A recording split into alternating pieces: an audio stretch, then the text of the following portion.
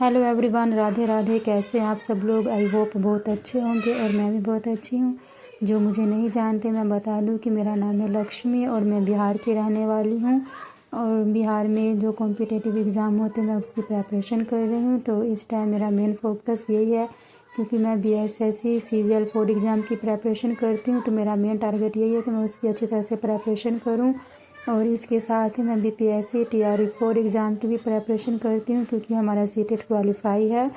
तो अभी तो एग्ज़ाम नहीं होने वाला है टीचर वाला, तो इसलिए हम BSSC CGL 4 की अच्छे से प्रिपरेशन कर रहे हैं। तो हमारे 2 बच्चे हैं और दोनों लड़के हैं, फिर उन्हें भी हमें घर में देखना होता है, उनकी भी पढ़ाई करवानी होती है। और इसके साथ साथ ही मैं एक जॉइंट फैमिली में रहती हूँ और मेरी फैमिली बहुत बड़ी है, उसमें 10 से 15 लोग रहते हैं। तो सभी को एक तरह से मतलब मेंटेन करना, फिर स्टडी मेंटेन करना थोड़ा प्रॉब्लम होता है हमें भी। और हम स्कूल में भी जाते हैं पढ़ाने, प्राइवेट स्कूल में, पर फिर भी हमने अपनी स्टडी नहीं छोड़ी, अपनी स्टडी को कंटिन्यू रख रहे हैं। क्योंकि जो हमने एम देख रखा है या सोच रखा है, हमारा जो सपना है उसे हमें पूरा करना है। और खुद के सपने खुद ही पूरे करने पड़ते हैं। हमारा सपना, आप जो सोचोगी कि हमारा सपना कोई और पूरा कर देगा, कोई और हमें टीचर बना देगा, तो ऐसा नहीं होता। अगर आपको भी मतलब कि कुछ पाना है तो कुछ खोना पड़ता है। तो स्टडी के कारण हम अपने बच्चों को ज़्यादा टाइम नहीं दे पाते, इसका मुझे बहुत ही अफसोस रहता है। और ना कहीं घूमने भी जाना हो तो कहीं घूमने भी नहीं हम जा पाते, कि हमें रहता है कि कहीं हमारा पढ़ाई ना छूट जाए। क्योंकि जब तक आपका एग्ज़ाम ना हो जाए, आप क्वालिफाई ना कर लो, हमारे अंदर पता नहीं कैसे कैसे ख्याल आते रहते हैं। तो मेरे अंदर भी ऐसे ख्याल आते हैं और मैं आप लोगों के साथ स्टडी ब्लॉग शेयर करती रहती हूँ। तो मुझे थोड़ा बहुत मोटिवेशन मिलता है कि मैं अपना रिज़ल्ट आप लोगों के साथ शेयर करूँगी। और ऐसा होता है ना कि जब आप अपना व्लॉग भी शेयर करो लोगों के साथ, तो होता है कि मैंने आज इतना पढ़ा है और इतना पढ़ने के बाद ही मैं आप लोगों के साथ शेयर करूँगी। तो एक अलग सा ही मोटिवेशन हमारे अंदर आता है। तो BSSC CGL में ज़्यादा मार्क्स के तो मैथ और रीजनिंग ही पूछे जाते हैं। तो मैं रीजनिंग के इस टाइम सवाल बना रही थी और मुझे मतलब कि रीजनिंग बनाना बहुत ही अच्छा लगता है। और रीजनिंग में ऐसे कुछ क्वेश्चंस होते हैं या चैप्टर होते हैं जो मुझे नहीं समझ में आते, तो मैं ऑनलाइन यूट्यूब से भी कर लेती हूँ क्लास जब मैं फ्री होती हूँ। तो लेकिन ज़्यादा मैं खुद सेल्फ स्टडी ही करती हूँ, क्योंकि self study is the best study होता है। अगर आप सेल्फ स्टडी करते हैं तो आपके अंदर कॉन्फिडेंस और ज़्यादा ध्यान इधर उधर भी नहीं भटकता है, ज़्यादा मोबाइल में रील देखने पे या किसी और तरह के। तो सेल्फ स्टडी मैं ज़्यादा कर पाती हूँ, या तो सुबह में करती हूँ या फिर रात में।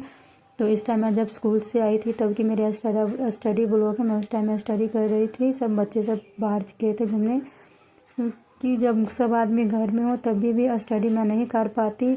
क्योंकि सब फैमिली जब साथ में हो तो कोई किसी काम के लिए बुला लेता है, कोई किसी काम के लिए, कोई कहता है ये कर दो, कोई कहता है वो कर दो, तो डिस्टर्बेंस होती रहती है।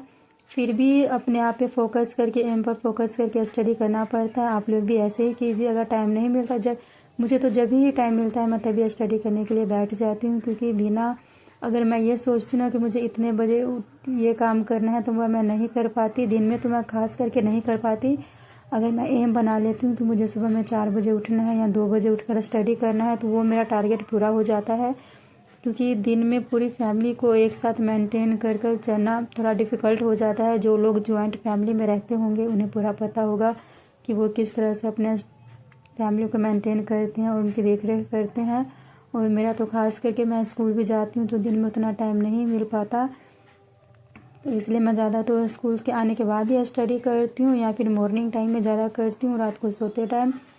तो आप लोग भी ऐसा कर सकते हैं, क्योंकि एक हाउस वाइफ के लिए खुद टाइम मैनेज करना, मतलब कि कोई ये सोचे कि मेरा कोई काम कर देगा, तो ऐसा नहीं होता। आपको खुद ही मेंटेन करना होता है। जैसे कि खाना ही बनाना हो, सो सुत उठ कर हमें यही रहता है कि सोकर उठना है तो खाना बनाना है, सबके लिए किचन का काम करना है, फिर बच्चों को तैयार करना है, उन्हें स्कूल भेजना है, खुद भी जाना है। तो ऐसा ही दिन मतलब कि हर दिन और सुबह शाम आपके मन में ख्याल आते रहते हैं ना, वैसे ही स्टडी के लिए भी ख्याल लाइए। और मेरे मन में भी ऐसे ही चलता रहता है कि सुबह मुझे उठना है तो इतना स्टडी करना है, और इतना मेरा टारगेट रहा है आज का। मतलब फोकस जो है, मैंने आज इतना क्वेश्चन आंसर, मैंने जो क्वेश्चंस प्रैक्टिस लगाए थे वो मेरा आज छूट गया है, उसे मैं दोबारा कंप्लीट करूँगी। तो ऐसा अगर पॉजिटिव ख्याल हमारे अंदर रहते हैं तो कभी भी मतलब कि पढ़ाई से हमारा मन इधर दूर नहीं भागता। लेकिन हाँ, अगर एक दिन भी हम अपनी स्टडी को छोड़ देते हैं, जैसे कहीं चले गए या फिर छुट्टी वाले दिन हम नहीं पढ़ पाते, तो फिर अगले दिन पढ़ाई करने में थोड़ा डिफ़िकल्ट होता है, मन ही नहीं लगता। हम सोचते हैं कि चलो थोड़ी देर के बाद स्टडी कर लेंगे, और ऐसे ही थोड़ी थोड़ी देर करते करते हमारा टाइम निकल जाता है, हम पढ़ नहीं पाते और हमारा मेन फोकस जो रहता है वो फिर से बिखर के रह जाता है।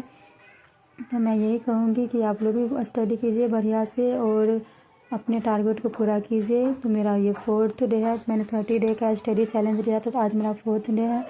और जब मॉर्निंग हुई थी मेरी सुबह 4 बजे हुई थी आज, तो उस टाइम मैं फिर से स्टडी करने के लिए बैठी थी, क्योंकि दिन में आपको पता ही है कि मैं अपने हर एक ब्लॉग में बताती हूँ कि मैं दिन में नहीं कर पाती, क्योंकि 9 से 2 बजे तक तो मैं स्कूल में रहती हूँ और उसके बाद फिर बच्चों को देखना, खाना पीना, सास ससुर सब देखना पड़ता है। तो ज़्यादा तो मैं सुबह में ही पढ़ती हूँ या रात को ही स्टडी करती हूँ। तो जैसा या फिर जब भी मुझे टाइम लगता है मैं तभी करती हूँ। और सेल्फ स्टडी करने के साथ साथ ही मैं मोबाइल पर भी अदर यूट्यूब क्लास से स्टडी करती हूँ। जब मेरे पास मतलब कि मेरा पास टाइम होता है, फ्री रहती हूँ या फिर किसी भी काम काज में जब मैं बिज़ी रहती हूँ तो ज़्यादातर मैं मोबाइल से स्टडी करती हूँ। जब स्टडी करने के बाद मोबाइल से ऐसा होता है ना कि जो क्वेश्चंस आपको नहीं आते आप यूट्यूब पर या गूगल पर सर्च करके उनके आंसर्स निकाल सकते हैं या आपको मिल जाते हैं एक अच्छे PDF के फॉर्म में, तो आपका कन्फ्यूज़न भी दूर होता है। वैसा मेरा भी होता है। तो मेन टारगेट यही रहता है कि स्टडी पर ज़्यादा फोकस करें और जब भी एग्ज़ाम हो तो हमारा सिलेक्शन हो जाए और हमारा सिलेक्शन ना रुके। तो यही सोचकर मैं भी स्टडी करती हूँ अपनी, और अपनी स्टडी को कंटिन्यू रखी हुई हूँ अभी तक। तो नेगेटिव ख्याल तो मेरे भी मन में आते हैं कि हाँ मुझे आज नहीं पढ़ना है, मैं कल पढ़ लूँगी या फिर परसों पढ़ूँगी। तो कभी कभी आते हैं, पर मैं उन्हें कंट्रोल करके रखती हूँ और फिर स्टडी करने लगती हूँ, क्योंकि मेन फोकस यही है कि हमें अपना स्टडी कंप्लीट करना, सिलेबस कंप्लीट करना जल्दी से जल्द, ताकि हम मॉक टेस्ट लगा सके और ख़ुद को जांच सके कि हमारे कितने मार्क्स आते हैं, हमारा सिलेक्शन में कितने मार्क्स आएंगे या कितने छूट रहे हैं मार्क्स हमारे। तो स्टडी करने के साथ साथ ही मतलब कि हर एक काम खुद ही करने पड़ते हैं, इसलिए मैं मेन जो भी हाउस वाइफ हैं उन्हें मैं यही कहूँगी कि आप खुद को टाइम दीजिए और अपने स्टडी को भी करते रहिए। फैमिली को तो टाइम देना ही है, पर कुछ महीने के लिए तो फैमिली को थोड़ा कम टाइम दे तो अच्छा रहेगा। फैमिली कम, बच्चों को ज़्यादा ख्याल मैं नहीं रख पाती, इसका मुझे बहुत ही अफसोस रहता है। लेकिन जॉइंट फैमिली में रहने से एक फ़ायदा यह भी है कि हमारे बच्चों की देख रेख अच्छे से हो जाती है। हम अगर जॉइंट फैमिली में रहते हैं तो जब हम स्टडी करते हैं तो बच्चे उनके पास रहते हैं, और जब हम फ्री होते हैं तो बच्चे हमारे पास आ जाते हैं फिर से। इसका मुझे बहुत ही फ़ायदा होता है जॉइंट फैमिली में रहने का। पर एक चीज़ का अफसोस भी रहता है कि हर एक जब भी आप स्टडी करने के लिए बैठो दिन में खास करके तो डिस्टर्बेंस होती रहती है, क्योंकि ज़्यादा घर में लोग होते हैं तो कोई कुछ कहता है कोई कुछ कहता है, फिर हमारा ध्यान इधर उधर भटकता रहता है। तो इसलिए मैं ज़्यादा तो सुबह में स्टडी करती हूँ या फिर रात को, और अपना स्टडी ब्लॉग आप लोगों के साथ शेयर करती रहती हूँ। अगर आप लोग भी जॉइंट फैमिली में रहते हैं और आप लोग की स्टडी कैसी चल रही है तो हमारे साथ ज़रूर शेयर कीजिएगा। और आप लोग जब कमेंट करते हैं तो मुझे बहुत ही ज़्यादा मोटिवेशन मिलता है, या फिर नेगेटिव कमेंट ही क्यों नहीं करो आप लोग, तो मुझे उससे भी और ज़्यादा मोटिवेशन मिलता है कि हाँ मुझे किसी ने ये कहा है तो मुझे अपना टारगेट पूरा करके दिखाना है, अपना सपना पूरा करना है और हर हाल में सिलेक्शन लेकर उन लोगों को दिखाना है जो हमें बुरा भला कहते हैं या कहते हैं कि बस सारा दिन पढ़ती रहती है ऐसे वैसे। तो आज के लिए तो बस इतना ही, और मिलेंगे फिर से नए ब्लॉग में। तब तक के लिए